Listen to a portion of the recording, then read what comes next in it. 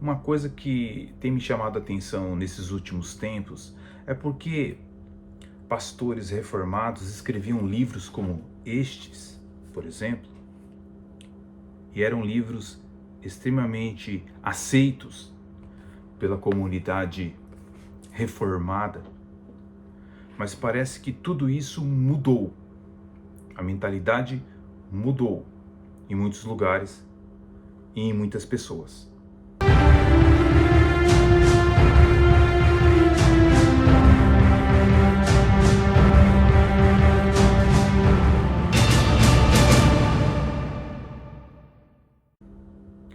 No mês de dezembro de 2024, eu mandei um WhatsApp, uma mensagem para um pastor reformado aqui nos Estados Unidos, perguntando a ele sobre o pastor Richard Muller, autor desta obra e de outras obras sobre historicidade reformada. O motivo era, eu queria saber sobre um novo sistema soteriológico, entre aspas, que nasceu aqui nos Estados Unidos chamado provisionismo. Se ele tinha ideia do que era o provisionismo, se ele pretendia também refutar o chamado provisionismo. Bem, no ano de 2024, muitos pastores não conheciam sobre esse assunto. E eu gostaria de saber se ele escreveria algo a respeito. Porém, a resposta do pastor reformado brasileiro, que vivia também aqui nos Estados Unidos, me deixou perplexo e atônico. Além dele não saber do que se tratava este assunto de provisionismo, não se interessou sobre o assunto e também informou que provavelmente nem o teólogo Richard Muller saberia informar sobre essa questão. Isso me levou a pensar em como o crescimento do arminianismo aconteceu pelo mundo.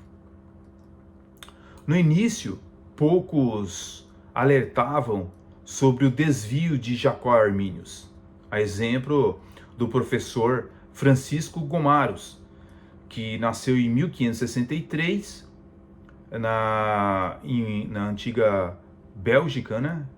E faleceu em 1641 na Holanda.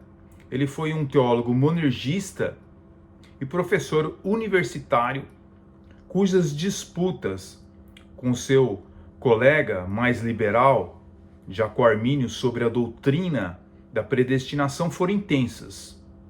Gomarus liderou a Igreja Reformada holandesa ao meio de controvérsias. Mas foi pedido provas a ele de que Jacó Arminius estivesse se desviando da teologia reformada. Como não existiam provas ainda físicas, pois Armínio não tinha escrito ainda sobre esse assunto, não teve como ter uma prova consistente contra Jacó Arminius. Ele não tinha ainda feito tratados abertos sobre o que ele pensava sobre a teologia reformada e sobre a predestinação e a eleição.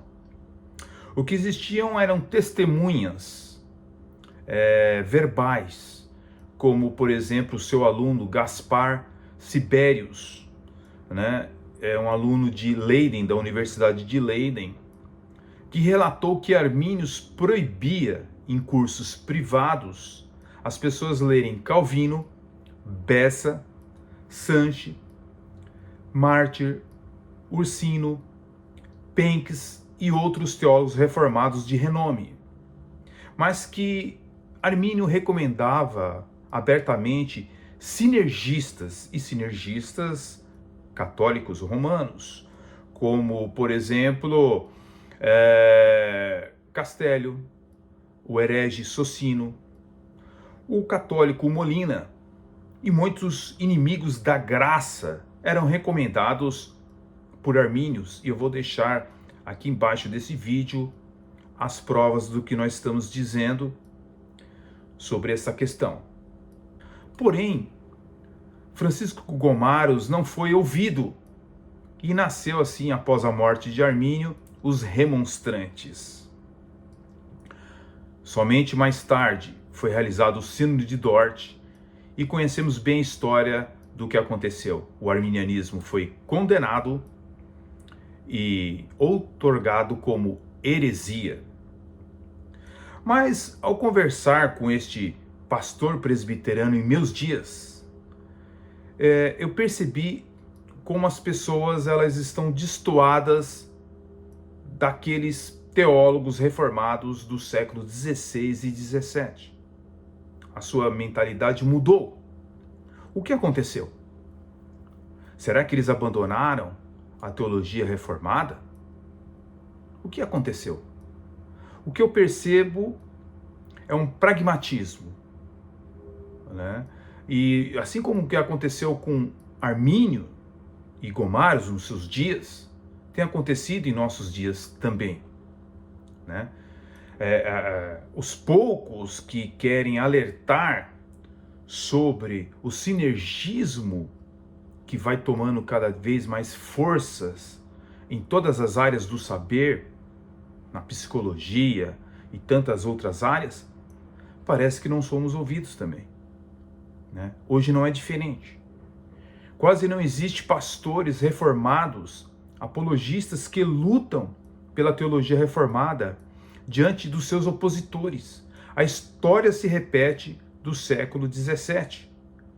Aqueles que querem apresentar o que é realmente o arminianismo e toda a sua sutileza e também as suas distorções da história, eles são taxados de pessoas intolerantes, ultrapassados e retrógrados.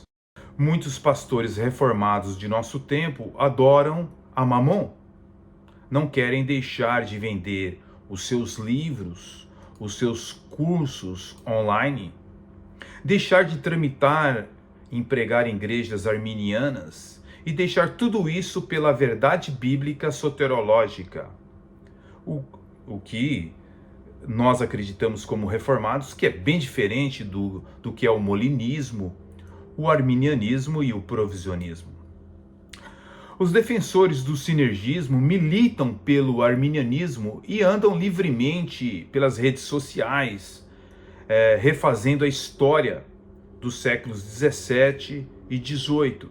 Declaram abertamente sua teologia semi-pelagiana, mas há poucos soldados combatendo nas trincheiras da verdade bíblica e histórica. O que acontecerá com as igrejas brasileiras e também aqui nos Estados Unidos e no mundo? Simplesmente elas aceitarão cada vez mais a teologia sinergística, molinista, arminiana, provisionista, pois essas teologias elas são humanísticas. Isto agrada o ouvido das pessoas, mais do que ouvir sobre a soberania absoluta de Deus. No fim, o homem será o centro da área do saber e não mais se renderá a Deus, pois afinal estamos chegando no período dos finais dos tempos, onde aquele que prometeu prosperidade material irá dar aos seres humanos realmente o que eles querem, que é o anticristo. Mas para aqueles que não se rendem ao espírito humanístico deste século e não veneram o livre arbítrio libertário, minha palavra é esta: permaneçam firmes e guarde um bom depósito que lhe foi confiado, o Evangelho de nossos pais, por Jesus Cristo, nosso Senhor. No fim de tudo, o mundo será sinergista, mas não quer dizer que Deus esteja aprovando esta ideologia. Pois no fim, todos nós sabemos que o soberano é que decide o futuro da humanidade e não o homem, com o seu livre arbítrio libertário.